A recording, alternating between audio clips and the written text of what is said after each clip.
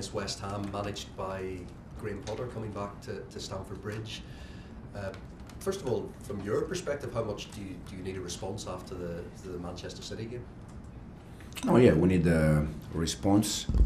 We need a good performance to try to win the game, but not because it's after City game. It's because we try to do always the same. For sure, could be a good option, a good moment to get 3 points, especially at home. And with Graham Potter coming back, did you see much of Chelsea when he was there? Do you maybe a bit of sympathy for him? Things seem a lot more settled at the club these days compared to maybe when he was there.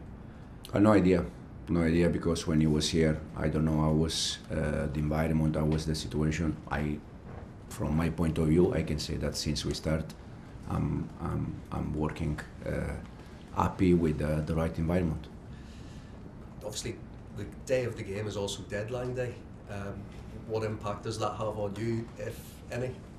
No, me and I think I said many times, it's the same situation for all the clubs, all the manager. I think it's good also because you can work just with the ones that you are sure they're gonna be with you until the end. So it's a good for me, but it's a good for all the clubs. Do you expect a player, at least one player, to come in before the deadline ends? You can expect players arrive and you can expect player leaving. So it's like this in this moment. I don't have any idea about the ones that they can leave or the ones that they can arrive. Anything can happen. We see for me the main focus is just 48 hours the game, and is the main focus and the most important thing. What impact does the fact it's on deadline day have on your selection? Because if you think of Joao Felix, Axel Disasi, talk of maybe them leaving, maybe Christopher Nkunku as well. Is that a factor in your team selection for Monday? No, we have in this moment we have many noises around the players, but it's not just for us. It's probably if you ask Graham, that is exactly the same. I don't know if they have some noises about players, but overall I think it's exactly the same situation for all the clubs, all the manager. The good thing, as you said, is that Monday is the last day. Makes sense. Soraya. Hello, good morning. You said after the City match that when you press high you have to be brave, and that sometimes left your defenders 1v1 with Haaland, but you felt they dealt with it well. What was the philosophy going into that game, playing with sort of a high line and a mid-block? Because we've seen City previously been beaten with counter-attacks much easier. What was your thinking behind the high line? No, the plan behind the game, as I said, I think in that kind of games you have to be brave. You have to accept. You have two ways for me. The one is that you drop and you give them 80% of possession and you just wait. That sometimes you can be lucky and you can win the game or you can get the draw. And the other way is try to be aggressive, to try to be brave. I think especially the second half, every time they try to play short from behind, we recover the ball, I think 90%. And 3 times they play long from Ederson to Haaland. 2 times they score, and 1 time they almost score with Marmoush, the shot from outside the box. It is what it is. You have to accept, you have to think that it can happen when they have Ederson that is good in long range, and Haaland that is top in that kind of ball. But as I said, it's decision that you have to take before the game, and I prefer always to see my team brave instead than to sit back and be there 90 minutes and just wait for something. And Chelsea are one of the top teams in the league for crosses in the box, but the conversion has been a bit low. Jackson's obviously still improving match by match, and when you sub him, it's normally for Christo, who's, you said yourself, is not a 9. Do you think Gui's ready to play and come in these moments? Because we've seen he can head the ball, and he presses and has the same work rate off the ball like Jackson. Yeah, Mark is improving a lot, to be honest. He's doing fantastic. He's improving a lot. I think day after day it's more ready for that kind of game. But sometimes the decision I take is because I see something, and sometimes it's good, sometimes not. But for sure Mark is I think day after day is more ready. And you know Potter well, he knows some of the players here well. In terms of the London derby on Monday, we've seen West Ham's potential, some wins under him already. They've changed their shape, they've pressed in different shapes. What sort of tactical battle do you expect at Stamford Bridge? No, they are, as you said, they are very aggressive. I watched the game, the 4-5 games with the Graham in charge. You can see that they try to be very aggressive, even the last game against Aston Villa. So it's a game that will be a tough game, like always. And in terms of tactical, we have tomorrow, we have still 2 days to prepare the game, and we're gonna see. Thank you, good luck. Simon. Hey Enzo, have you decided who's going to start in goal on Monday night, and will it be Robert Sanchez? No, not yet. Not yet. The decision we have, as I said, probably 2-3 days. The good thing is that any decision I take, I feel good, because every time Philip played since we start, he has done well. So Philip or Robert, we see, but any decision will be okay. Are you at all concerned about, I think we've asked you this before, the fans' reaction to Robert Sanchez? And one, would that be a factor in your decision? And two, would you urge the fans, if he does start on Monday, to get behind the team rather than perhaps voice their disappointment? That No, the only thing I can say is that we need the fans. We need them. The players need them. Understanding that sometimes, for different reasons, they cannot be happy with the players or with the manager in general. They cannot be happy.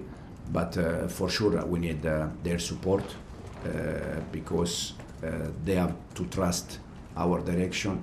I'm the first one that if I see something that I don't like, I'm the first one that I don't accept that. And they can be happy in terms of the way they try to work every day, the way they try to embrace all the situation we had this season. And I'm sure that at the end we're gonna be there fighting for something. Nizar. Can I just a general question? Last season at Leicester, after sort of dominating for several months, you went on a bit of a tricky run. What did you learn from that period, and is that helping you now in terms of coping with this difficult run at Chelsea? Yeah, happened exactly the same. That moment, the good thing was that we were dominating almost all the games, creating chances, but the big difference was inside the box. We conceded goal that we could do better, and we didn't score goal that we had many chances. More or less here is happening the same, because all the games we had chances to score. Even the last game, I think after 10 minutes we can be 0-2, and probably the game is completely different. So for me, the big difference in this moment, I know that we struggle with the results in this moment, in the last 6 or 7, 8, I don't remember.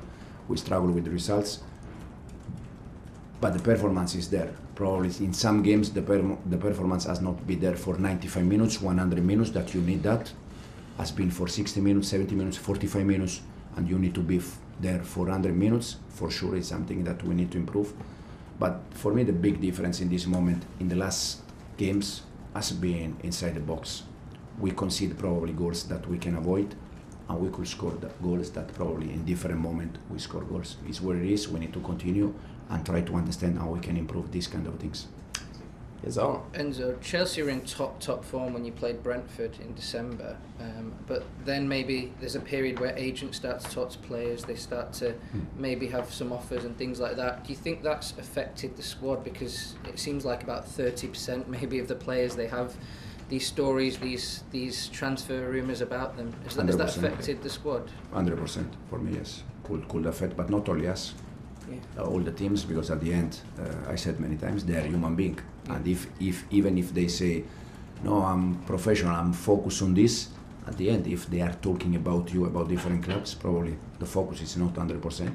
But as I said, it's not just for us. This can be something.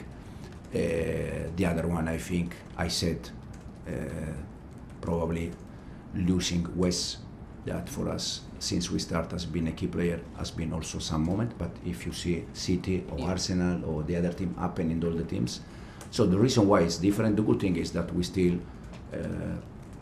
play a good game, good performance, we still create chances, and as I said, probably in this moment, the big difference for me has been inside the box. Yeah. And there's some games, or many games, that where you start very well. I think if matches were only 30 minutes long, you'd be top of the Premier League. Oh, fantastic. But matches are longer than that. Is there an issue a bit with the subs and the players on the sides a little bit at the moment, because they're the ones being linked to transfers, you know, they're the ones, you know? No, it's always, probably if you go back, we won some games where I changed players in the last 5 minutes, because we won, no one realized that the change was in the last minutes. And then when you don't win and you don't make change, for sure, you are asking why you don't make change. It's just the game plan, it's just the game that requires some changes.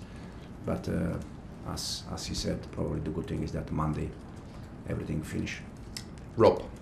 Enzo, is there a benefit sometimes to taking a player that's struggling out of the first team for a bit, like Robert Sanchez? And you've always been very forthright that he's your number one.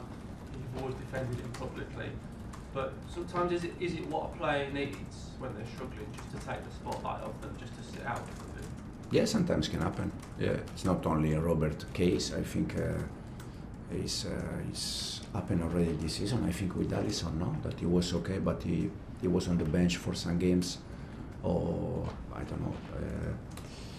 The other day I was reading about Donnarumma, that this season with PSG he was playing always, but for some games Luis Enrique left him out, and now he's playing every game. He's doing well. So sometimes, yes, for sure, you can be a solution, but that means that this is Robert's case. And is there a fear that, you know, when Philip Jorgensen looks at, you know, there's clearly a bit of a problem in that position at the moment, the longer that he doesn't get the nod, the longer that he goes sitting on the bench kind of watching this unfold, that could become a problem for his confidence, his development? I don't think so, because the first time I spoke with Philip in June or July, I don't remember, I have been clear that the number one choice was Robert.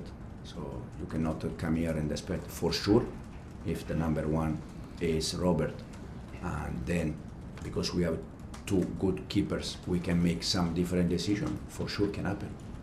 So that means that Robert can mistake every game and he's always going to play. No, but the number one choice was Robert. And then we see during the season, and we see it Sunday. And we'll finish this section with Marty. Enzo, just for clarification, I read the criticism of Robert that Kepa could be recalled. One, is it possible to recall him because of the terms of the loan? And two, have you thought about doing that? No, absolutely. No, absolutely not. Thank you. Okay.